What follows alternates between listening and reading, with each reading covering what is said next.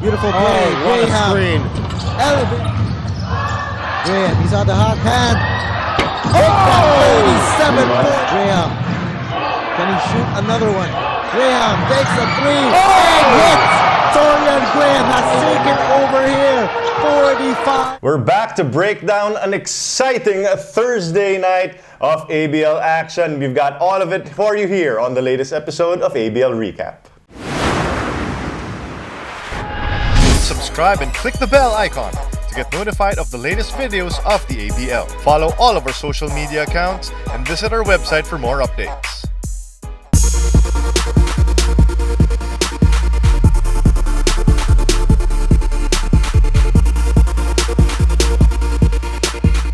Once again, we'd like to thank all of you for joining us for this latest episode of ABL Recap. He's Carlo Pamintuan.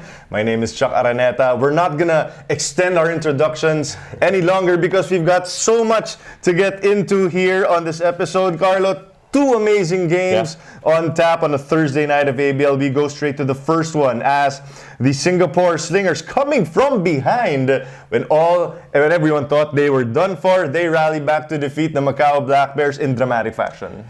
The fourth quarter has been the bane of the existence of the Singapore Slingers throughout this season. All of their losses so far, you can blame on poor performances both on offense and defense in the fourth quarter. But in this particular one against a strong team in the Macau Black Bears, Singapore finally bared their teeth in the fourth quarter as they blanked Macau completely, Chuck, in the final 4 minutes of that game. The last 2 points of Macau were courtesy of Kenny Manigault with 2 free throws. Coach Neo Shang called the timeout, and Macau did not score after that point. And it took even 2 good stops in the end game to preserve this win. First, a block coming from Delvin Go, denying a Warren Liang corner pocket 3 ball, and then Anthony McLean bothering Mike McKinney enough to make him miss the one-hander. This is, I think, the best win for the Singapore Slingers so far. Even if they had 2 blowout wins at home against the Macau Wolf Warriors and San Miguel Alab Pilipinas, I think this is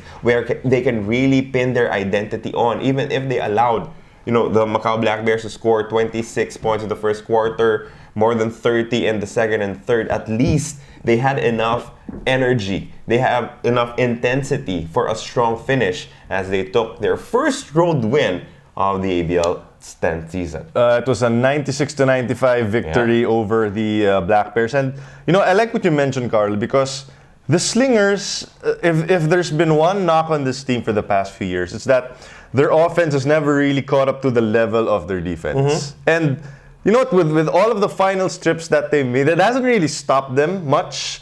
And they showed, once again in the fourth quarter, they held the Black Bears to only 8 points the entire period, that if they want to make another championship run or at least get back to the big dance, their defense has to be elite once again for those times where, they don't have enough juice on offense. Another thing I like about the Singapore Slingers' performance in this game is that if you are the bench of Singapore, your job is to try and just cancel out the bench of the opposing team. Right. So as to not put too much pressure on your starting unit. In this game, Liu Jihao scored 8 points off the bench. He was the only bench player to score for the Macau Black Bears. Meanwhile, the bench of Singapore also came up with 8 points. So that is a great sign for them. Even if Delvin Go struggled with only 4 points, the rest of their starting unit, the other 4, were able to score in double digits, and that was enough to get the W. The Slingers did an excellent job as well in limiting the output of the highest scoring duo in the ABL this season. Manigault shot 22 points but did it on 6 of 16 from the field.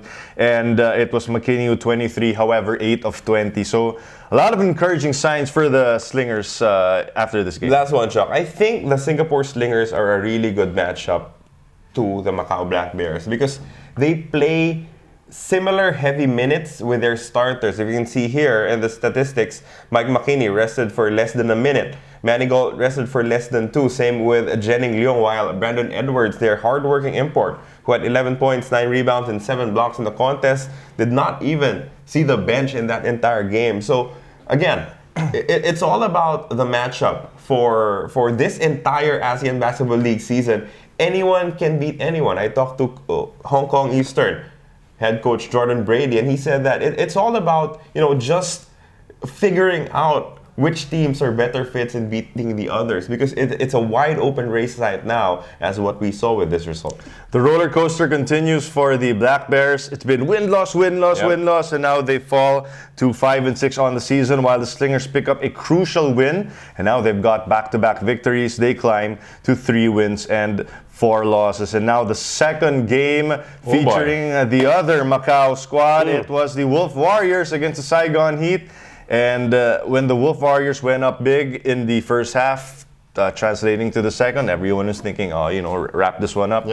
We continue the struggles of the Saigon Heat. But Torian Graham said, not tonight on my watch, as they got the 103-95 victory, and Graham went completely ham. He scored 23 points in the fourth quarter. Yikes. 10 3-point shots in total in the contest. I think, if I remember it correctly, the last time we had a double-digit 3-point field goal output was way back when Matthew Wright was been a while for the Kuala Lumpur Dragons. Sure.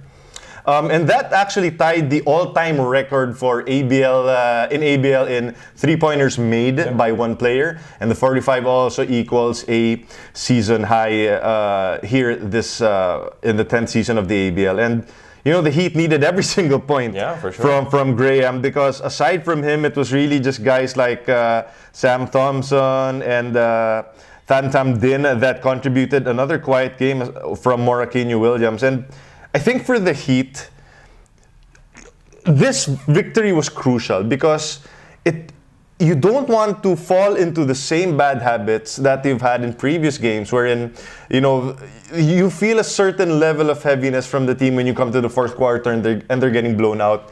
And that's why you sign a guy like Graham, because Gary Forbes early in the season did not show that he had this juice in him. But Graham proving that, just climb on my backs and let's see how far we can take this for the remainder of the season in the Saigon Heat. For me, what's also important for the Saigon Heat, at least among the locals, is trust.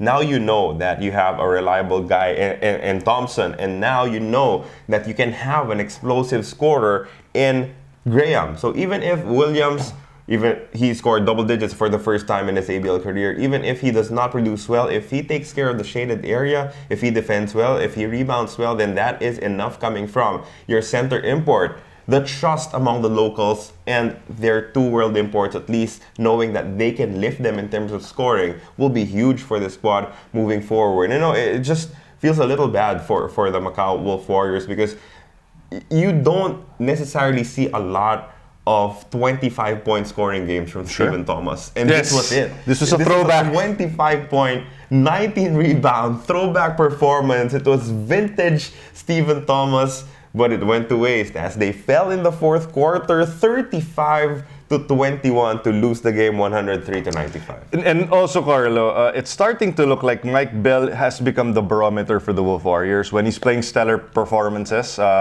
That usually results to wins, or at least they resulted in the victory for the Wolf Warriors.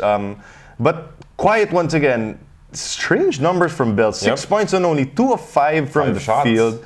And Chai Chen as well, after a monster performance in his last one, came back down to earth with only 13 points and 4 turnovers. So I think we've gotten spoiled at times by this Wolf Warriors team, because when they went on their hot start, we thought that, okay, maybe they've really turned the corner. But we also have to manage our expectations that this is a young team. Yes, they've tasted victory compared to last season, but it's still a work in progress, and a lot of players are still learning how to play with each other. There will be times like these. And for me, that is the biggest difference between Bell and Douglas Herring. You will not see Herring only attempt 5 times in the game, because you know what? That guy really tries his darndest, his best to be able to lift his team. The Macau Wolf Warriors sorely miss his presence. They got another good game coming from Boogie Ewing with 15 points, but he turned the ball over 5 times. So that is, I think, what you are missing right now, that experience, that ability to set the table up, to slow things down when you need to quicken the pace when you need to, coming from Douglas Herring. And, I'm sure the rest of the Wolf Warrior fans are hoping to see him sooner rather than later. Shout out once again also to Sam Thompson, 24 points, 5 rebounds, 8 assists, and 5 steals. Wow. Another complete performance by the World Import as they played another game without Chris Durker. Now, crucial win for the Heat because this was also a match between two teams that are fighting to get into the playoffs, and the win vaults them into 8th seed. They also get that crucial potential tiebreaker against the Wolf Warriors. So the Heat are now in 8th place with a 2-4 slate, while the Macau Wolf Warriors drop to 9th with a 4-8 card. And just a reminder once again to everyone, for what will be a busy day of ABL action on Friday and Saturday, we've got the Taipei Fubon Braves. They will take on the Mono Vampire. That should be a tasty 1 versus matchup 2 as well. Feed that into our veins.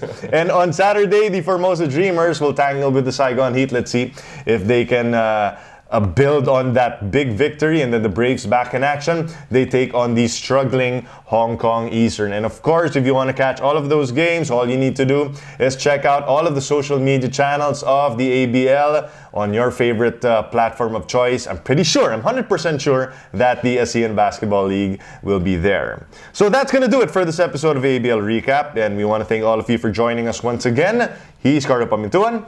My name is Chaka Raneta, and we will see you on the next one.